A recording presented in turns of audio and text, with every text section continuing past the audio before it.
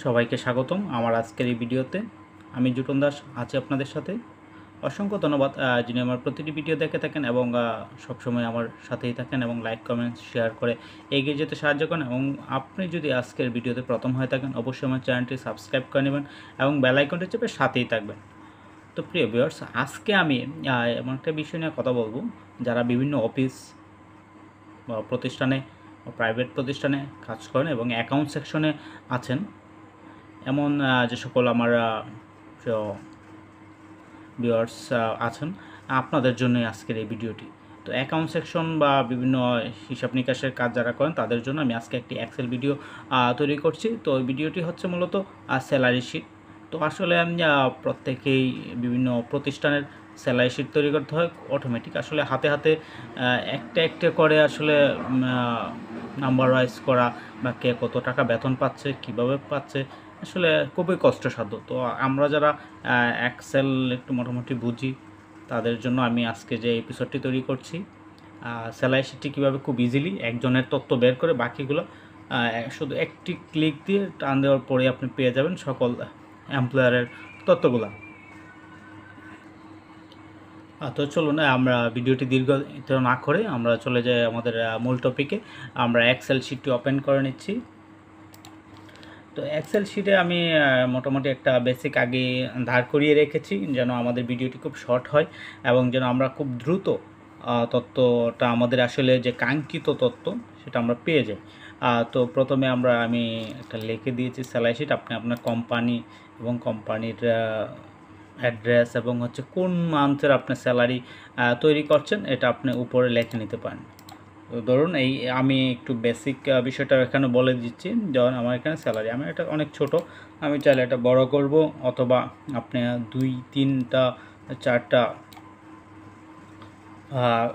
রোতে মিলে আপনি কাজটা করবেন। আরেকটা বিষয় আমি এক্সেলে বলে রাখি, এই যে এইগুলো আছে এটা হচ্ছে আপনার কলাম, ঠিক আছে, যেটা উপর দিক থেকে নিচ দিকে যায় এবং এই সাইড থেকে যেটা যায় এটা হচ্ছে রো, ঠিক আছে। এই রো আর কলামের মিলিতই হচ্ছে এক্সেল।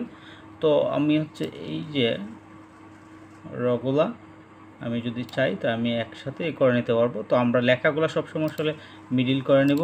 মিডিল করে নেওয়ার পরে আপনার যদি ওয়ার্ড প্রেস দিয়ে দেন, ওয়ার্ড প্রেস, তাহলে দেখুন একবারে আমার 3-4টা একসাথে হয়ে যাবে, ঠিক আছে।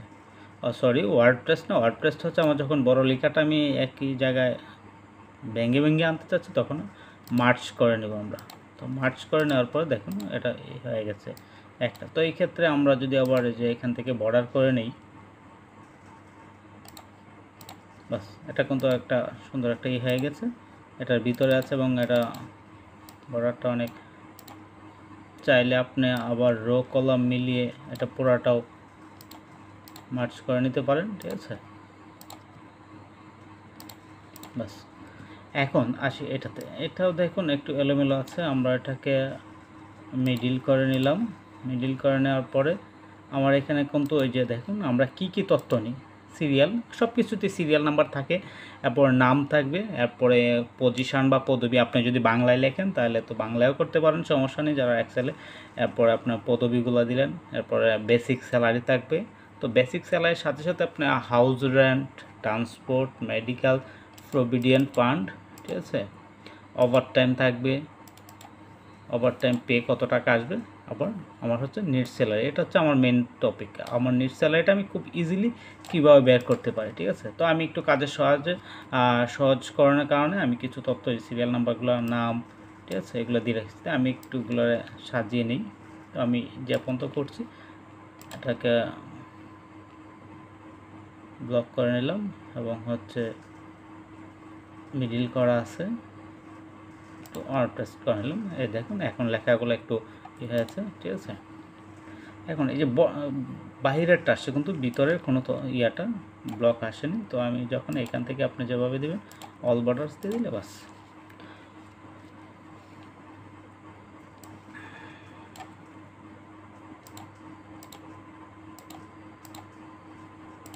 ঠিক আছে। এখন আমার এটা চলে আসছে। তো আমি হাউস রেন্ট কীভাবে বের করব, হাউস রেন্ট আসলে কত পার্সেন্ট থাকে, হাউস রেন্ট, ট্রান্সপোর্ট, মেডিকেল এবং পিএফ হচ্ছে বেসিকের 40%, ঠিক আছে, বা আপনার প্রতিষ্ঠান আপনাকে কত পার্সেন্ট দেয় সেটার উপরে আপনি ডিপেন্ড করে যে ফাংশনটি করবেন, আমি সেই ফাংশনটি তৈরি করছি।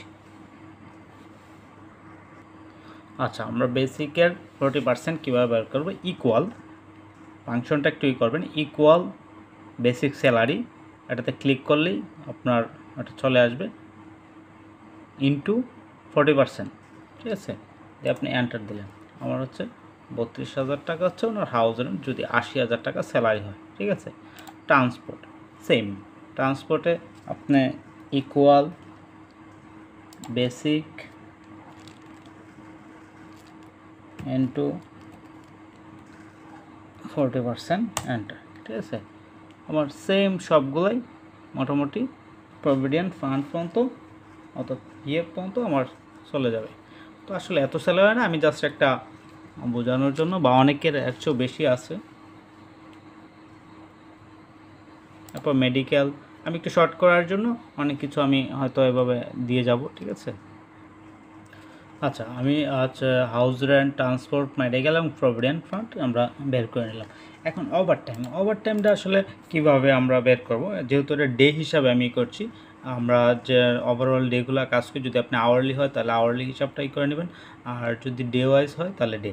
অর্থাৎ আমাদের হচ্ছে আমরা যদি যখন আপনার শুক্রবার বা শনিবার এরকম বন্ধের দিনগুলোতে কাজ করি, ধরেন শুক্রবারটা শুধু প্রাইভেট প্রতিষ্ঠানগুলোতে শনিবার বন্ধ থাকে না, তাহলে শুক্রবার, তো শুক্রবার হচ্ছে 4টা, অ্যাভারেজে আপনার 4টা অথবা 5টা সর্বোচ্চ হয়। তো ওই মান্থের উপর ডিপেন্ড করে আপনার হচ্ছে শুক্রবারে যদি আপনি কাজ করান তাহলে হচ্ছে আপনার ওয়ার্কিং ডে হচ্ছে 26টা, ঠিক আছে। তো এইখানে আপনি 26টার পরে কয়টা করতেছেন সেই হিসাবটা দেবেন। ধরেন উনি 2টা শুক্রবার অফিস করেছেন, ঠিক আছে, এটা ওভারটাইম হিসাবে কাউন্ট হবে। তাহলে এখন ওভারটাইম পে, মানে ওভারটাইম পেতে তো উনি কত টাকা পাবে, আমি এটার সূত্রটা আপনাকে দেখিয়ে দিচ্ছি, ঠিক আছে।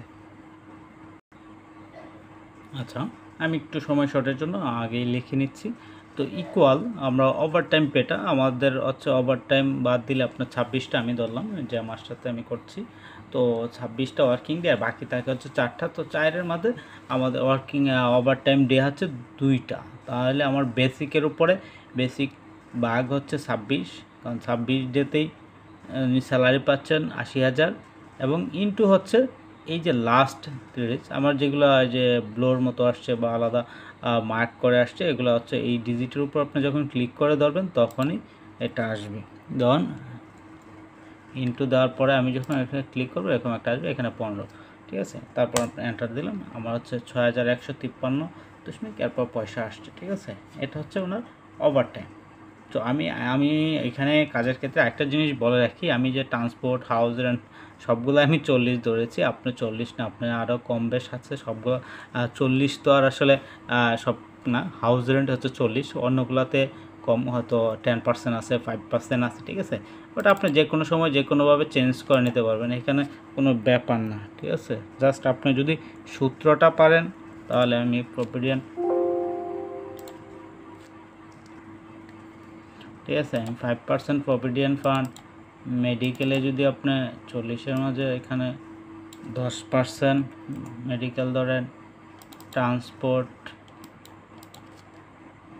10%, ঠিক আছে,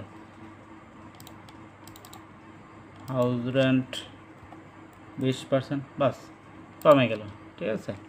তো এইরকমভাবে হচ্ছে আপনার সব কিছু, আপনি একটা ফাংশন যদি জাস্ট বুঝতে পারেন বাকিগুলো অটো হয়ে যাবে। তো এখানে একটা জিনিস, আপনার প্রভিডেন্ট ফান্ড এটা কিন্তু আসলে আপনার নেট স্যালারিতে আসবে না, আপনি কিন্তু এটা পাবেন না। আপনি এই প্রভিডেন্ট ফান্ডটা আপনার চলে যাবে ব্যাংকে, অথবা আপনার প্রতিষ্ঠানের যেভাবে ওনারা এটা আপনার ওনাদের অধীনস্থে রাখে সেভাবেই থাকবে, ঠিক আছে। তো আমি হচ্ছে ইকুয়াল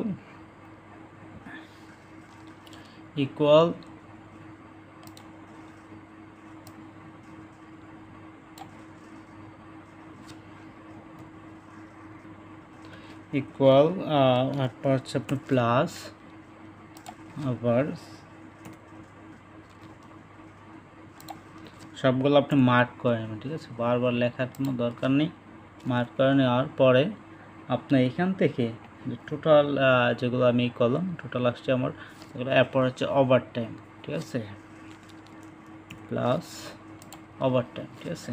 এখন মাইনাস হচ্ছে আমার প্রভিডেন্ট ফান্ড, ঠিক আছে, এন্টার দিলাম।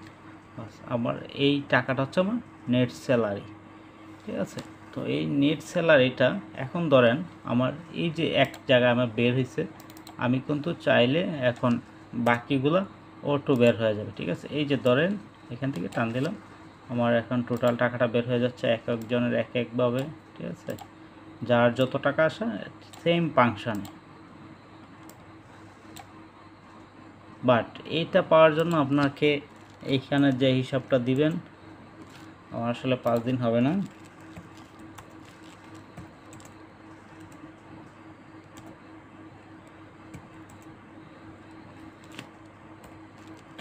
বারবার কেন যে পাশে পড়ে যায়, ঠিক আছে। এখন হচ্ছে আমি এইখান থেকে আমার দেখুন টোটালি যা আসা তাই আসছে।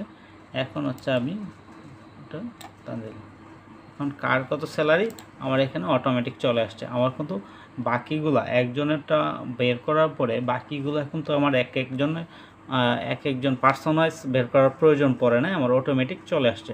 তো প্রিয় ভিউয়ার্স, আশা করি আপনারা বুঝতে পারছেন যে স্যালারি শিটটা কীভাবে তৈরি করবেন। আরও যদি কোনো অপশান থাকে তাহলে আপনারা যুক্ত করে নেবেন, এবং যুক্ত করার পরে আপনার যদি যেগুলো অ্যাড হবে পার্সেন্ট, তাহলে পার্সেন্টটা বের করে নেবেন এবং এখানে যোগ করে নেবেন। আর শুধু প্রভিডেন্ট ফান্ড বা এরকম আরও কোনো কিছু যদি চার্জ আপনারা রেখে দেন তাহলে সেটা মাইনাস করে নেবেন, আর বাকি যেগুলো আছে এগুলো একসাথে যোগ করে নেবেন। তো আশা করি আপনারা বুঝতে পেরেছেন। যদি কোনো প্রবলেম হয় স্যালারি শিট নিয়ে অবশ্যই আমাকে কমেন্টসে জানাবেন। আর আপনারা যদি ভূমি সংক্রান্ত আরও কোনো তথ্য বা এরকম আইটি সংক্রান্ত কোনো তথ্য লাগে অবশ্যই আমাকে কমেন্টসে জানাবেন, আমি চেষ্টা করবো আপনাদেরকে সলভ করার জন্য। তো আজ এ পর্যন্তই, ভালো থাকবেন, ধন্যবাদ।